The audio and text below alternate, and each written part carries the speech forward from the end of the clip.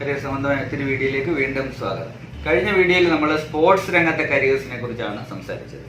ഈ വീഡിയോയും അതിന്റെ തുടർച്ചയാണ്.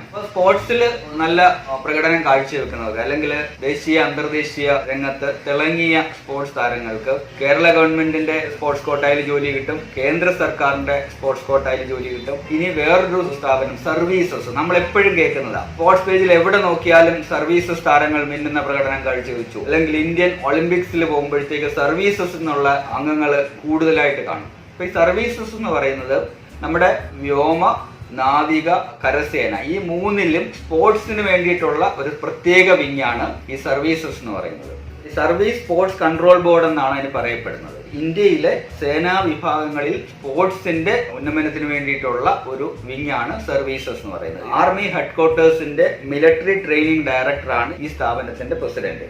അപ്പം അത്ര പ്രാധാന്യം നമ്മുടെ സേനാ രംഗങ്ങൾ ഈ സ്പോർട്സിന് നൽകുന്നുണ്ട്. അതുകൊണ്ടാണ് പ്രത്യേക ഒരു ഡിവിഷൻ തന്നെ അതിനു വേണ്ടിയിട്ടുണ്ടായിരിക്കുന്നത്. അതുപോലെ തന്നെ റെയിൽവേയിൽ നിരവധി സ്പോർട്സ് താരങ്ങൾക്ക് അവസരങ്ങളുണ്ട്. അതുപോലെ ബാങ്കുകൾ, മറ്റ് ബോർഡുകൾ, ഇപ്പൊ പണ്ട് നമുക്ക് നമ്മുടെ പോലീസിന്റെ ഫുട്ബോൾ ടീം ഉണ്ടായിരുന്നു, KSEBക്ക് ഉണ്ടായിരുന്നു. ഇങ്ങനെ കേരള ഗവൺമെന്റും ഒരുപാട് സ്പോർട്സ് താരങ്ങൾക്ക് വേണ്ടി സ്പോർട്സ് കോട്ട അനുവദിക്കുന്നുണ്ട്. ഗവൺമെന്റ് രംഗത്ത് ശരിക്കും അവസരങ്ങൾ ഇതിനകത്തുണ്ട്.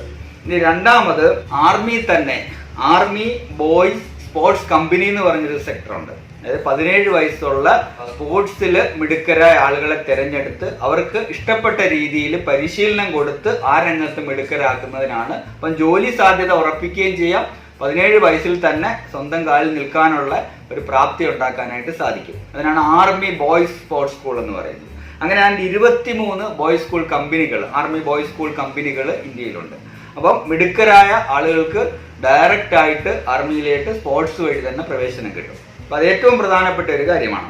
ഇനിയുള്ളത്, ഈ രംഗത്ത് നിരവധി ഗ്രാജുവേഷൻ, പോസ്റ്റ് ഗ്രാജുവേഷൻ കോഴ്സുകളുണ്ട്. ആ കോഴ്സുകൾ ഏതൊക്കെയാണെന്ന് നമുക്കൊന്ന് നോക്കാം. ഇതിൽ ഏറ്റവും പ്രധാനപ്പെട്ട ഇതെന്ന് വെച്ചാൽ കേന്ദ്ര ഗവൺമെന്റ് നാഷണൽ സ്പോർട്സ് യൂണിവേഴ്സിറ്റി സ്ഥാപിച്ചിട്ടുണ്ട്. അപ്പൊ അവിടെയുള്ള കോഴ്സുകൾ എന്തൊക്കെയാണ്? ഇങ്ങനെയുള്ള കോഴ്സുകളെ കുറിച്ച് ആദ്യം നമുക്കൊന്ന് നോക്കാം. പ്രധാനമായിട്ടും അണ്ടർ ഗ്രാജുവേറ്റ് തലത്തിലുള്ള കോഴ്സുകൾ എന്ന് വെച്ചാൽ bachelor of physical education, BSc sports science, BBA sports management, BA sports and management, bachelor of sports management, BSc sports and recreation management. ഇത്രയും കാര്യങ്ങളാണ് ഈ അണ്ടർ ഗ്രാജുവേറ്റ് ലെവലിൽ ഇന്ത്യയിൽ നിലവിലുള്ള സ്പോർട്സ് രംഗത്തെ കോഴ്സുകൾ. പോസ്റ്റ് ഗ്രാജുവേഷൻ രംഗത്താണെങ്കിൽ മാസ്റ്റർ ഓഫ് ഫിസിക്കൽ എഡ്യൂക്കേഷൻ ഉണ്ട്, MSc ഇൻ സ്പോർട്സ് കോച്ചിങ് ഉണ്ട്, PG diploma in sports medicine ഉണ്ട്, PG diploma in sports management ഉണ്ട്, മാസ്റ്റർ ഓഫ് സ്പോർട്സ് മാനേജ്മെന്റ് ഉണ്ട്, MBA ഇൻ സ്പോർട്സ് മാനേജ്മെന്റ് ഉണ്ട്. ഇങ്ങനെ നിരവധി അവസരങ്ങൾ, നിരവധി കോഴ്സുകൾ. ഈ കോഴ്സുകൾ പാസ്സായാൽ ഞാൻ കഴിഞ്ഞ വീഡിയോ സൂചിപ്പിച്ചതുപോലെ ഒരുപാട് അവസരങ്ങൾ.